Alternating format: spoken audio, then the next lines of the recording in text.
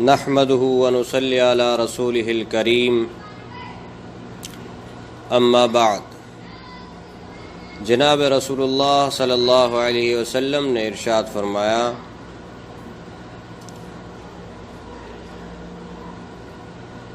لا باس بالغنى لمن اتقى اللہ عز وجل۔ دولت مند ہونے میں کوئی حرج نہیں ہے اس شخص کے لیے جو اللہ سے ڈرتا ہو۔ جناب رسول اللہ صلی اللہ علیہ وسلم نے ارشاد فرمایا، لا بأس بالغنى لمن اتقى اللہ عز وجل۔ دولت مند ہونے میں کوئی حرج نہیں ہے اس آدمی کے لیے جو اللہ سے ڈرتا ہو۔ میرے محترم دوستوں، بزرگوں اور بھائیوں، متقی آدمی کے پاس مال ہونے میں کوئی حرج نہیں ہے۔ اس حدیث سے معلوم ہوتا ہے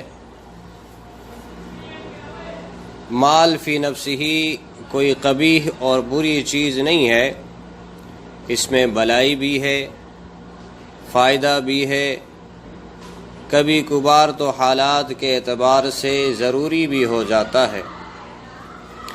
مظاہر حق میں ہے کہ حضرت سفیان رحمۃ اللہ علیہ فرماتے ہیں،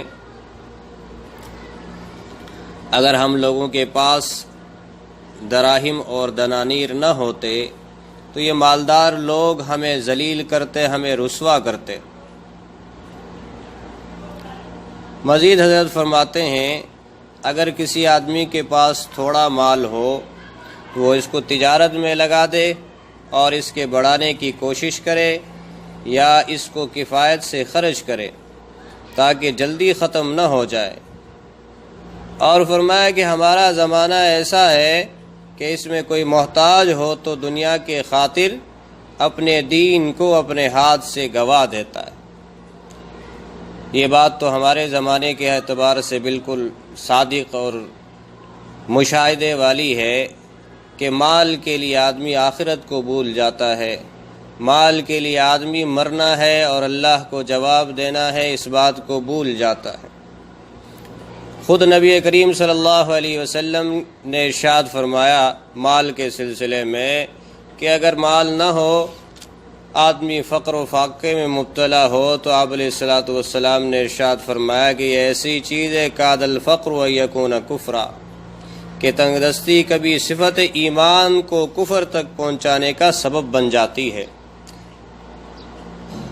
وہ فقر و فاقے کی مشقت آدمی برداشت نہیں کر پاتا اور ایسی راہیں اختیار کر لیتا ہے، ایسا راستہ چن لیتا ہے جو جنت کی طرف لے جانے کے بجائے اسے جہنم کی طرف لے جاتا ہے، جو اس کو ایمان سے محروم کر دیتا ہے، ایمان سے محرومی کا سبب بن جاتا ہے۔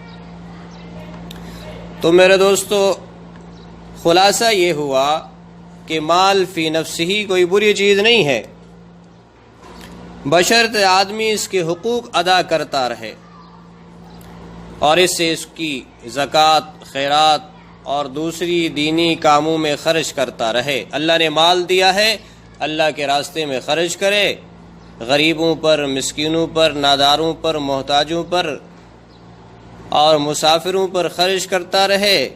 اور یہ کھلانا، یہ خرچ کرنا، یہ ضروریات کا پورا کرنا، یہ اللہ کی صفت ہے۔ جب یہ مالدار بندہ اس صفت کو اپناتا ہے تو اللہ کی صفت کو اپنانے والا بن جاتا ہے، جس سے اللہ کی نظر میں اللہ کا محبوب بن جاتا ہے۔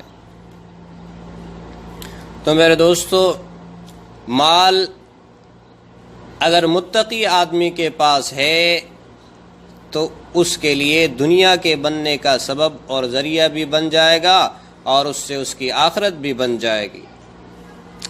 امام غزالی رحمۃ اللہ علیہ نے فرمایا کہ مال کی مثال سانپ کی طرح ہے، فائدہ اور نقصان دونوں چیزوں کا یہ احتمال رکھتا ہے۔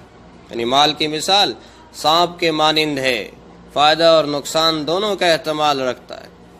یاد رکھیے، تقوی اس کا منتر ہے۔ اگر دل میں تقوی ہو تو اب مال اس کو نقصان نہیں بلکہ فائدہ پہنچائے گا۔ یہ اللہ سے دور کرنے والا نہیں بلکہ اللہ کے قریب کرنے والا ہوگا۔ اسی لیے اللہ جل شانہ کے پیارے حبیب صلی اللہ علیہ وسلم نے ارشاد فرمایا لا بأس بالغنى لمن اتقى اللہ عز وجل، دولت مند ہونے میں کوئی حرج نہیں ہے اس شخص کے لیے جو اللہ سے ڈرتا ہو۔ تو اللہ پاک مجھے اور آپ کو تقوی اور حلال مال اور حلال روزی نصیب فرمائے اور عمل کی توفیق عطا فرمائے۔ وآخر دعوانا ان الحمد للہ رب العالمین۔ نحمده ونصلي على رسوله الكريم